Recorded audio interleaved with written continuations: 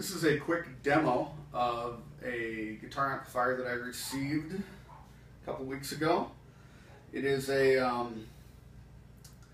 mid-1960s Gibson GA-100 Bass Amp. And the interesting thing about it, I mean, there's a lot of interesting things about it circuit-wise, but the most interesting part is it doesn't match any of the Gibson GA-100 circuits that I can find online. Gibson purportedly made the GA-100 from 1960 to 1963. The first 2 years it was a tweed model, and all of the years it was what they called a stowaway, which is the head stows inside the cabinet of the speaker. And then you pull it out to use it. And very similar to the Silvertone 1484 Twin 12 amp that had a stowaway head design. The way this one works, it has a pair of 7591 output tubes, power tubes. Those are essentially a modified 6L6. It's a different pinout and it's a little bit more hi-fi. It was kind of intended, I think, to be the successor to the 6L6, but it didn't catch on in the guitar world. A lot of the hi-fi amplifiers and PA amplifiers used it because it had a lower noise to the signal. GZ34 rectifier tube, that's pretty common. And then the preamp and phase inverter tubes are 6EU7, which is also a modified 12AX7. It was put out by RCA and a little bit more hi-fi than the 12AX7, and was intended by RCA to replace it, but it just didn't catch on. So, interesting, oddball little tube complement. The funny thing is that this, with the 15-inch Utah speaker, which is what's loaded in the cabinet, matches the schematic exactly of a Gibson GA60 Hercules combo amp. So, all of these were essentially made by Epiphone in the 60s and rebranded by Gibson because Gibson owned Epiphone and wanted to charge more money for them. So this is essentially a GA60 Hercules 115 combo amp. Has a built-in compressor circuit that is adjustable by using a screwdriver on the bottom of the chassis, a light-dependent resistor, and a light bulb wrapped up together in shrink wrap, basically.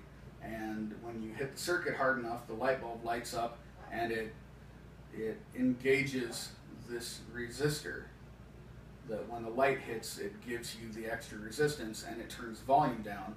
And then as the light dims, the resistance bleeds away and the signal comes through. So it essentially a compressor. It's set to the point that a guitar won't even hit it.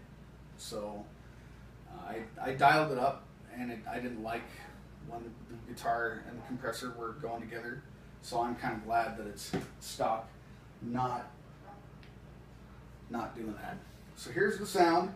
Everything is at 5.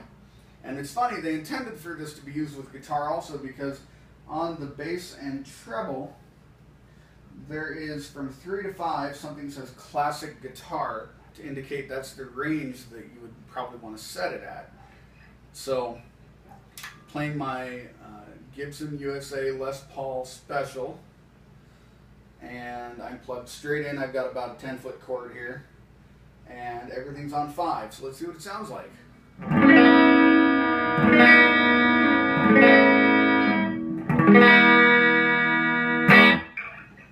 And so neck pickup, very round and fat. That 15 really fat.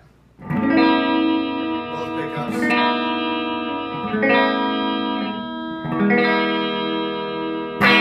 So get kind of the scooped mid-range of the two pickups with the low and the high. And now here's the bridge pickup.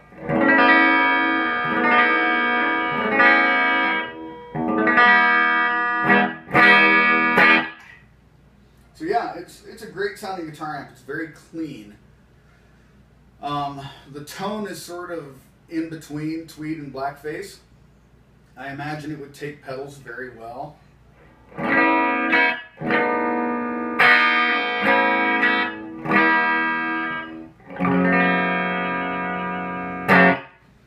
And yeah, it's halfway up. When you start increasing the volume, like 3/4,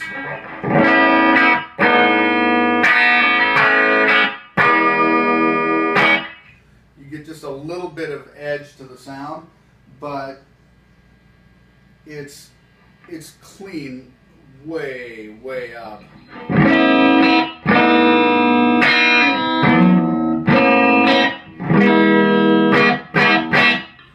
So yeah, I mean it's dimed and it's just barely breaking up, even on the bridge pickup.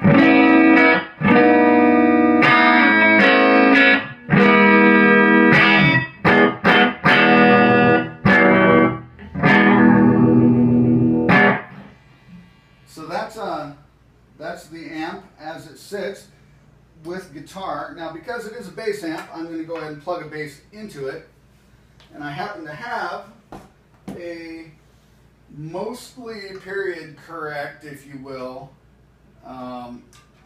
copy of a 51 Precision Bass with a couple of tweaks.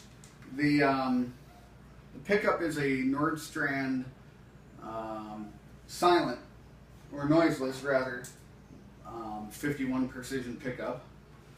So you're not going to get the hum that you would normally get out of the single coil that was in the 51 Precision. And I do have ground wound strings on this, not flats. So that's gonna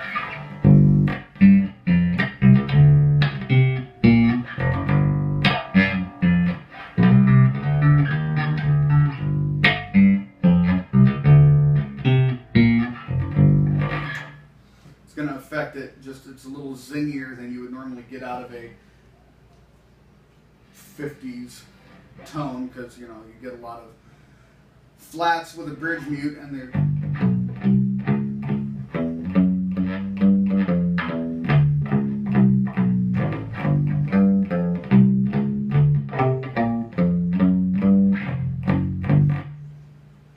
so, you know, it's not a great bass amp, although it would make a great recording amp.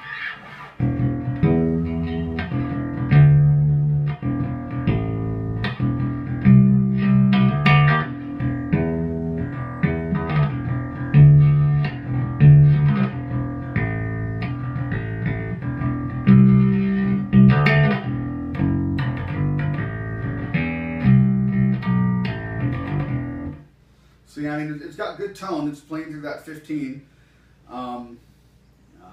Alnico 15, I believe, and early 60s. Very, very round tone to it. Not as zingy as a lot of the modern speakers that you play through. But you know, I mean, it's got a good.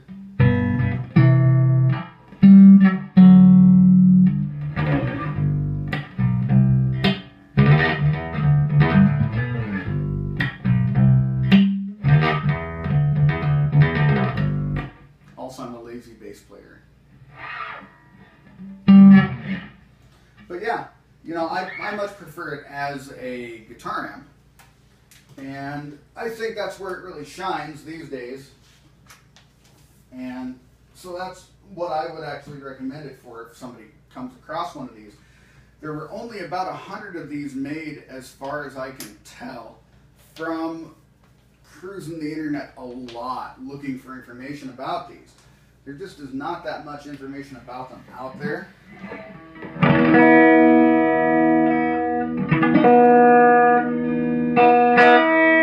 Not that much info about the this version of the GA-100. There's a lot of information about the 1960 and 61 model, which was tweed and had 9 tubes. And then in 62 and 63, they shifted over to this style, which is called the Crestline series from Gibson, because it has this crest over here. And then there's just no information. Gibson doesn't have a schematic for it or anything, but everything in here is very obviously original. All of the original holes are used. There's no extraneous drilling in the chassis. And it's an odd duck, but it's a great sounding amp.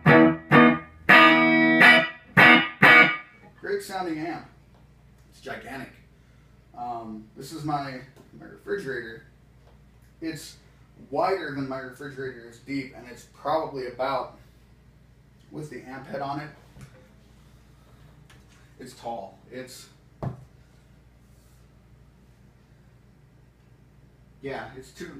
cabinet by itself is probably about 2 feet tall, and 22 3/4 inches tall.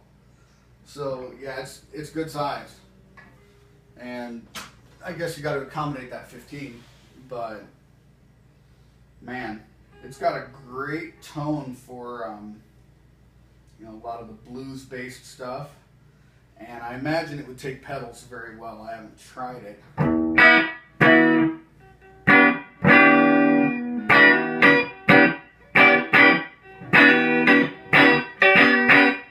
But yeah, super clean, super spanky, and